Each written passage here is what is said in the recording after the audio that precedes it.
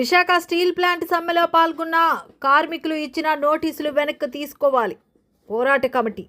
అమరవీరుల స్తూపం వద్ద ధర్నా చేసిన కార్మికులు. హక్కుల కోసం దేశవ్యాప్త సమ్మె చేస్తే నోటీసులు ఇవ్వడం అన్యాయం. కార్మికులను అణిచివేయాలని చూస్తే ఉద్యమిస్తాం. ధర్నాలో పాల్గొన్న అయోధ్యరాం, ఆదినారాయణ, రమణమూర్తి, రాధాకృష్ణ కార్మికులు.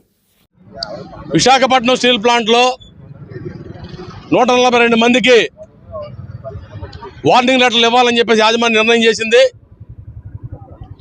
ఫిబ్రవరి 12వ తారీఖున దేశవ్యాప్తంగా 10 కోట్ల మంది 29 కార్మిక చట్టాలను రద్దు చేసి 4 లేబర్ కోడ్లు తీసుకురావడం, ప్రభుత్వ రంగ సంస్థలను అమ్ముకోవడం లాంటి నేషనల్ డిమాండ్స్ మీద సమ్మెకపోతే విశాఖపట్నం స్టీల్ ప్లాంట్లో 2007 జీతాలు తీసుకుంటా ఉన్నాం. ఆ జీతాల్లో కూడా ప్రొడక్షన్తో లింక్ పెట్టి జీతాలు ఇస్తూ ఉన్నారు. ఇది తప్పు అని చెప్పేసి లేబర్ డిపార్ట్మెంట్ చివాట్లు పెట్టినా దాన్ని అమలు చేస్తూ ఉన్నారు. ఈ నెలతో కానీ ఎవరితో సంబంధం లేకుండా హెచ్ఆర్ఏ తీసేశారు, ఇన్సెంటివ్లు తీసేశారు. అనేక వెల్ఫేర్ మెన్స్ కట్ చేసినప్పటికీ కూడా మొక్కవోని దీక్షతో రోజు రోజుకి రికార్డులు తీస్తూ ఉత్పత్తిలో కొత్త పొందులు దొక్కుతూ ఈ దేశానికి ఆదర్శంగా నిలబడింది విశాఖ ఉక్కు కర్మాగారంలో కార్మిక వర్గం. దేశవ్యాప్తంగా 10 కోట్ల మంది పాల్గొన్న సమ్మెలో కొద్దిమంది మాత్రం సింబాలిక్గా నాయకులు పాల్గొంటే ఉత్పత్తికి ఏమాత్రం ఆటంకం కలగకపోయినా నువ్వు లెటర్లు ఇస్తానంటా ఉన్నావు. ఏమైనా పాకిస్తాన్లో ఉన్నావా? మేము ఇండియాలోనే ఉన్నాం. ఢిల్లీ నుంచి ఆదేశాలు అని చెప్తా ఉన్నావు నువ్వు. ఢిల్లీ నుంచి ఆదేశాలు ఆంధ్రప్రదేశ్కి వస్తాయా? తమిళనాడుకి పోవా? కర్ణాటకలో ఉన్న స్టీల్ ప్లాంట్కి పోదా?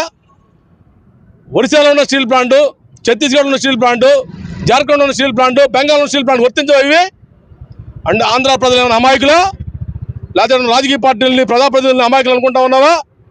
కాబట్టి నీ ఇష్టమైన రాజ్యం వెళ్తానంటే కూరని చెప్పేసి హెచ్చరిక చేయడం కోసం ఈరోజు ఇక్కడ ధర్నా పెట్టాం. నీ లెటర్లు ఏమి మమ్మల్ని తాడే చెప్పులతో బెదిరించలేవు.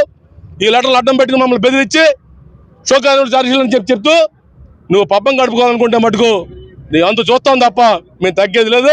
ఆ లెటర్లు విత్డ్రా చేసుకోకపోతే పరిణామాలు తీవ్రంగా ఉంటాయని చెప్పి హెచ్చరిక చేస్తా ఉన్నాం. యాజమాన్యం ఏదైతే కార్మికుల తాలూకా సమూహ హక్కుని కాలదోసే విధంగా ఇవాళ వార్నింగ్ లెటర్ ఇవ్వడం అనేది అఖిలపక్ష కార్మిక సంఘాలన్నీ కూడా తీవ్రంగా ఖండిస్తూ ఉన్నాం. యావత్ భారతదేశంలో కార్మిక వర్గం అంతా కూడా ఈ యొక్క సమ్మె నోటీస్ ఇచ్చి లీగల్గా చేసినప్పుడు కూడా భారతదేశంలో ఎక్కడా జరగలేనటువంటి రూల్ ఇక్కడ తీసుకొచ్చి ఈ యాజమాన్యం చేస్తున్నటువంటి దానికి నిరసనగా ఈరోజు అఖిలపక్ష కార్మిక సంఘాలన్నీ ఈ నిర్ణయం అనేది చేయడం అనేది జరిగింది. ఇప్పటికైనా సరే యాజమాన్యం ఏదైతే కార్మికులకు ఇచ్చినటువంటి వార్నింగ్ లెటర్లు వెంటనే రద్దు చేయాలి.